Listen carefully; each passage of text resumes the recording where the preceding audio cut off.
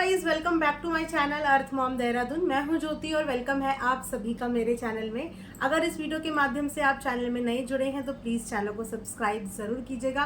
साथ में नीचे बेल नोटिफिकेशन है उसको भी ऑन कर दीजिए ताकि मेरे आने वाली हर वीडियो का नोटिफिकेशन आप सभी को सबसे पहले मिल जाए। और एक बहुत ही इंपॉर्टेंट अनाउंसमेंट मैंने आप सबको करना है कि मैंने अपना एक बैकअप चैनल भी शुरू किया है जहाँ पे आपके पसंदीदा टॉपिक्स पे मैं रिएक्शन लेके आऊँगी। तो आप मुझे टॉपिक्स के बारे में, व्लॉगर्स के बारे में बता देना जिन पे आप रिएक्शंस चाहते हैं। थोड़ी सी मेहनत ज़्यादा करेंगे और उस चैनल पे हम लोग डिफरेंट कंटेंट लाने का पूरा ट्राई करेंगे, लेकिन उसके लिए आप सबके प्यार और सपोर्ट की बहुत ज़्यादा ज़रूरत है। तो जल्दी से जाके उस चैनल पे मुझे 1K सब्सक्राइबर पूरे करवा दीजिए। चैनल का लिंक कम्युनिटी सेक्शन में मैंने पोस्ट किया हुआ है, यहाँ पे भी मैं डिस्क्रिप्शन में अपने नए चैनल का लिंक डाल दूंगी। तो जल्दी से जाके आप वहाँ पे अपना प्यार बरसाइए। उसी के साथ अगर ये प्यार के साथ ये प्यारा सा कुर्ता आपको पसंद आ रहा है, जो कि पूरा सेट है, इसके साथ आपको पैंट भी मिलेगी। कोटी डिज़ाइन में ये है, ये इसके साथ अटैच ही है, ये अलग नहीं है कोटी। और बहुत ही सुंदर रिबन्स के साथ ये पंजाबी लुक दे रहा है एकदम। और कॉटन और फैब्रिक कपड़ा एकदम सॉफ्ट, बहुत ही प्यारा वाला कॉटन है। इसका भी लिंक मैं कम्युनिटी में डाल दूंगी, आप इसको भी बाय कर लीजिएगा। हाँ, इसको मैं बोल सकती हूँ कि मस्ट बाय आप करना, क्योंकि मुझे फैब्रिक छू के ही इतना सॉफ्ट लगा है ना, इतना, और देखने में भी सूदिंग सा लग रहा होगा आपको, है ना। कलर भी बहुत सूदिंग सा, स्टाइल भी थोड़ा सा डिफरेंट है। तो ये भी मैं कम्युनिटी में डाल दूंगी। आपको आज 2 चीज़ें मेरे लिए करनी है। एक तो आपको ये बाय करना है अगर आपको पसंद आता है तो, दूसरा आपको मेरे नए चैनल को सब्सक्राइब ज़रूर करना है, ठीक है। चलिए रिएक्शन वीडियो में हम लोग बढ़ते हैं आगे। सो कहते हैं ना कि सच कभी छुपता नहीं, भले ही कितने झूठ बोलने की कोशिश की जाए, लेकिन सच हमेशा सक्षम होता है और सच हमेशा आता ही देर से है। इसीलिए कभी भी किसी चीज़ को पहचानने में जल्दबाजी नहीं करनी चाहिए। कुछ चीज़ें वक्त के भरोसे छोड़ देनी चाहिए। वक्त कभी कभी चीज़ों का बहुत ही अच्छे से जवाब दे देता है। इवेंट वाली दीदी ने सोशल मीडिया पे ना होते हुए भी, यूट्यूब के प्लेटफॉर्म पे ना होते हुए भी जो भूकंप यहाँ पे लेके आया है ना, मानना पड़ेगा कि इंस्टाग्राम की एक इवेंट मैनेजमेंट चलाने वाली लेडी ने यूट्यूब पे आके अपना तहलका मचा दिया, अपना नाम बना दिया। अब वी नेवर नो कि उनके फर्दर और क्या प्लान्स है, लेकिन मुझे बस एक चीज़ समझ में नहीं आई, इतना सारा स्यापा करने के बाद आखिर इवेंट वाली दीदी ने अपनी रील क्यों डिलीट कर दी। जी हाँ, इवेंट वाली दीदी ने अपनी एक रील डिलीट करी है।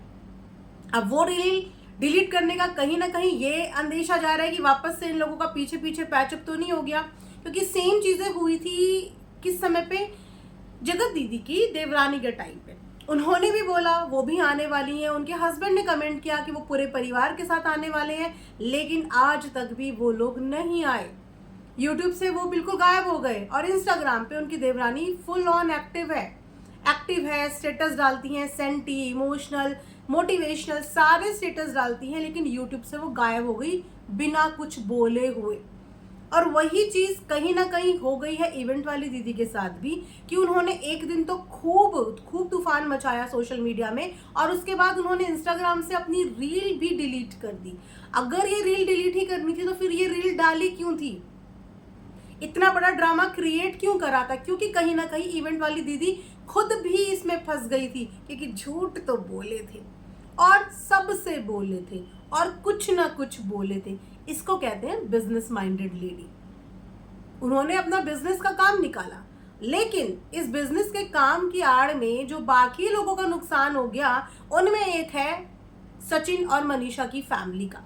अब ये मुद्दा इतना बढ़ गया, लाखों रुपए वाला मुद्दा इतना बढ़ गया, लेकिन इस मुद्दे पे बात करने से इवेंट वाली दीदी ने खुद ही इनकार कर दिया।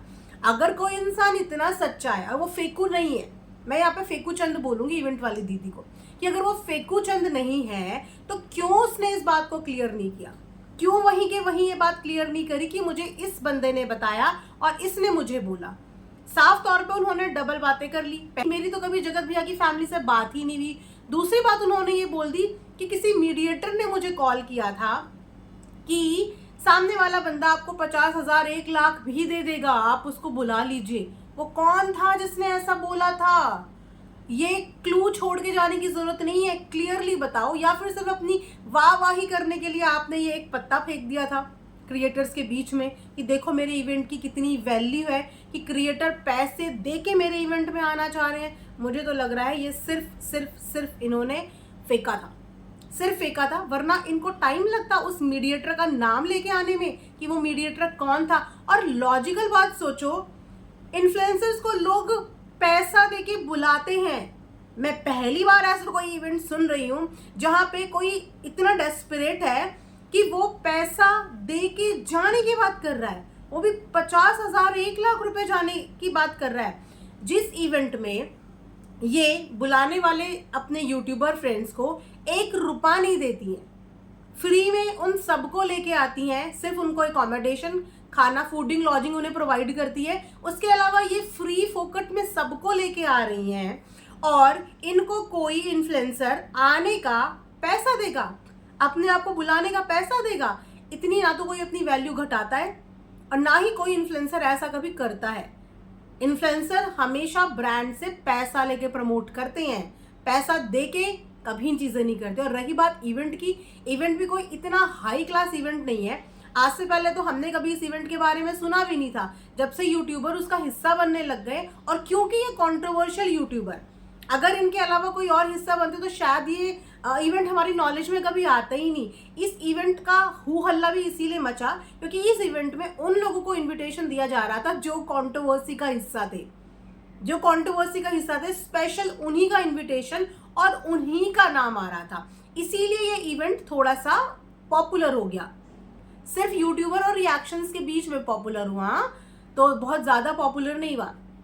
तो वहां पे इसीलिए लोगों ने इन्हें देखना शुरू करा। लेकिन वो इतना भी कोई बड़ा इवेंट नहीं है जहां पे जाने के लिए कोई यूट्यूबर 50,000 या 1 लाख रुपए ऑफर करेगा। और रही बात पॉपुलैरिटी की ही, तो एक लॉजिकल बात करते हैं, ठीक है, यहाँ पे कोई फेवर लेने वाली बात नहीं है। जब भी कोई क्रिएटर एक नॉर्मल सा अपना खुद का भी इवेंट ऑर्गेनाइज करता है ना, चाहे वो बर्थडे पार्टी करे, चाहे वो एनिवर्सरी पार्टी करे, चाहे वो अपना हाउस वार्मिंग पार्टी करे, इससे ज्यादा वो अपनी पार्टी में कमा लेता है और इससे ज्यादा लोग उसकी पार्टी में इकट्ठे हो जाते हैं, इससे ज्यादा। तो वो ऐसे इवेंट में जाके करेगा क्या जिस इवेंट का उसे कोई फायदा ही नहीं होने वाला? वो ऐसे इवेंट में जाके करेगा क्या? हाँ, जो लोग इस इवेंट का हिस्सा बनते हैं वो प्यार में बन जाते हैं कि इनके साथ उनके अच्छे टर्म्स हो गए हैं, अच्छी दोस्ती यारी हो गई है, तो दोस्ती यारी में वो इवेंट का हिस्सा बन जाते हैं कि चलो इस बहाने हमें कंटेंट मिल जाएगा। लेकिन जिस यूट्यूबर के पास ऑलरेडी कंटेंट की कमी नहीं है, जो दिन के 3-3 4-4 वीडियो तो चलते फिरते गाड़ी में बैठे ही निकाल देता है, उसको इस इवेंट में पैसे दे के आने की बात हो, ये तो थोड़ा सा चीज़ें डाइजेस्ट नहीं हुई। ये एक स्टोरी थी जो इवेंट वाली दीदी ने खुद ही कुक करी और उसके बाद खुद ही इस स्टोरी में वो फंस गई, क्योंकि ना तो वो उस बंदे का नाम बता रही हैं जो मीडिएटर था, और जो इन्होंने लॉजिक बताया वो इलॉजिकल बात है, जो कभी कोई क्रिएटर ऐसा करता ही नहीं है, इतना डेस्परेट कोई होता ही नहीं है। क्रिएटर को बकायदा खाना, रहना, पैसा, मेकअप सब कुछ दिया जाता है, उसके बाद वो किसी इवेंट का हिस्सा बनता है। और जगत भैया तो ऑलरेडी यूट्यूब के गूगल वाले इवेंट में भी जा चुके हैं, तो उनके लिए इनका इवेंट कितना इंपॉर्टेंट होगा आप खुद सोच लीजिए ना, खुद लॉजिक लगा लीजिए। ये तो बात वही थी कि इन्होंने बस वहाँ पे फेंका, एक क्रिएटर के पास ये फेंका, दूसरे क्रिएटर, इसीलिए तो फंस गई क्योंकि सब जगह इन्होंने कुछ ना कुछ झूठ बोले हैं। और झूठ जो बोलता है ना इंसान, वो लास्ट में ऐसे ही फंसता है चारों तरफ से, और उसके बाद क्या करता है, रील डिलीट करके भागता है।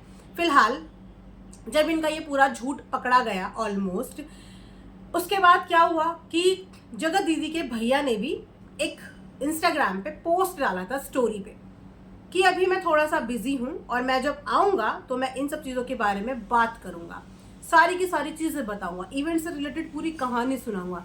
लेकिन वो कल लाइव में भी आए, हम ताक लगा के उनकी लाइव को ऐसे देख रहे थे कि यार अब तो मुच्छे भैया कुछ कंटेंट देंगे, अब तो हमारे मुच्छड़ भैया कुछ कंटेंट देंगे। पर मुच्छड़ भैया ने भी पूरी लाइव का टाइटल डाल के गुमराह कर दिया ऑडियंस को, और कंटेंट के नाम पे कुछ नहीं देके गए। कुछ लोगों ने, ऑडियंस ने नीचे सवाल भी पूछे कि इवेंट के बारे में कुछ बताइए, तो वहां पे भी मुच्छड़ भैया ने ट्रका दिया, अभी मैं कुछ नहीं बता रहा हूँ, अगर कभी जरूरत पड़ी तो मैं आगे बताऊंगा। साफ साफ बताओ ना मुच्छड़ भैया की फिर से बैक पैनल पैचअप हो गया। और हमेशा से आप लोगों का ऐसे ही होता है, हम यहाँ पे इंतजार करते रह जाते हैं और आप लोग पीछे पीछे पैचअप भी कर देते हैं, पहले धुआं भी लगा देते हैं, आग भी लगा देते हैं, और पीछे ही पीछे फायर ब्रिगेड को बुला के पीछे पीछे सारी आग खत्म कर देते हैं। वैसे ये मुद्दा बहुत स्मार्टली मोड़ा जा रहा था जगत भैया के परिवार की तरफ, लेकिन क्योंकि ऑडियंस अब किसी पे भी भरोसा इतनी आसानी से नहीं करती है, यहाँ पे इतने झूठ पकड़ चुकी है तो इतनी आसानी से नहीं करती है, तो ये मुद्दा अपने सही मुकाम तक पहुंच नहीं पाया। और उसके बाद न जाने इनके पीछे क्या बात हुई क्या बात नहीं हुई कि उसके बाद अब सब के सब चुप हो गए। अब सबको इस मैटर पे बात ही नहीं करनी है, या तो सब इस बात का वेट कर रहे हैं कि वापस से जगत भैया के ऊपर ये मुद्दा और उछले, थोड़ा सा और भयंकर रूप ले, थोड़ा सा और बढ़ जाए, या तो ये इंटेंशन है या इन लोगों के पीछे से वापस से पैचअप हो गए, क्योंकि तभी ये साइलेंट होते हैं। वरना 1 मिनट नहीं लगी थी हमारी जगत दीदी को अपनी क्लैरिफिकेशन देने आने की, और उसके बाद भैया को भी 1 मिनट नहीं लगी थी स्टोरी छापने की। तो उसके बाद ऐसा कैसे हो गया कि आपका गुस्सा जो एकदम से ऊपर चढ़ा था वो एकदम से ठंडा हो गया? आखिर क्यों नहीं आए आप लोग क्लैरिफिकेशन देने? क्यों नहीं आए आप इवेंट का पूरा सच और सच्चाई बताने? क्यों नहीं आए? जैसे देवरानी कभी नहीं आई, ऐसे ही देखना आपकी ये इवेंट वाली दीदी भी खो जाएंगी, एकदम से छू मंतर जादू मंतर हो जाएंगी। क्योंकि यहाँ पे इवेंट वाली दीदी ने खुद इतनी ज़्यादा ब्लंडर्स करे हुए हैं कि उनको अपने भी ब्लंडर्स खुलने का डर होगा। भाई अगर रेपुटेशन डाउन हो गई, कल को इवेंट कैसे करेंगी? फिर किसको बुलाएंगी और कौन इनके इवेंट में आएगा? क्योंकि कॉन्ट्रोवर्शियल लोगों की इवेंट में कोई आना पसंद नहीं करता। कोई भी सेलिब्रिटी जब आता है तो एक रेपुटेटेड और रिस्पेक्टफुल इवेंट में आना पसंद करता है, लेकिन अगर इवेंट इतने कॉन्ट्रोवर्शियल होते हैं तो वहाँ पे फिर कोई सेलिब्रिटी इतनी आसानी से आने के लिए मंजूरी नहीं देता, है ना। उसके अलावा बात करें अगर बाकी के व्लॉगर्स की जो इनके इवेंट का हिस्सा बने थे, हाँ इनके इवेंट का हिस्सा रोशन दीदी भी बनी थी, इनके इवेंट का हिस्सा जगत जीजा जी की फ्रेंड भी बने थे, जिन्होंने कि बहुत अच्छे से पूरी व्लॉगिंग करी है। उन्होंने रील्स भी डाली हैं, उन्होंने शॉर्ट्स भी डाले हैं, उन्होंने बाकायदा पूरा व्लॉग भी बनाया है इवेंट का। तो वो इस इवेंट से काफ़ी सेटिस्फाइड है। मैंने बोला था ना कि ये जो रिलेशनशिप इनकी व्लॉगर के साथ चल रही है, या तो वो वाली है दोस्ती यारी वाली, वो प्रोफेशनल नहीं है, वो बिल्कुल अनप्रोफेशनल रिलेशनशिप है। और अनप्रोफेशनल रिलेशनशिप का एक फ़ायदा होता है कि आप फ्री में सारे काम करवा देते हैं, और जो लोग प्रोफेशनल होते हैं वो पहले बात करते हैं कि हमें कितना पैसा आप देंगे आने के लिए। जो प्रोफेशनल लोग होते हैं जिन्हें रिश्ते नहीं बनाने हैं किसी से भी चलता फिरता।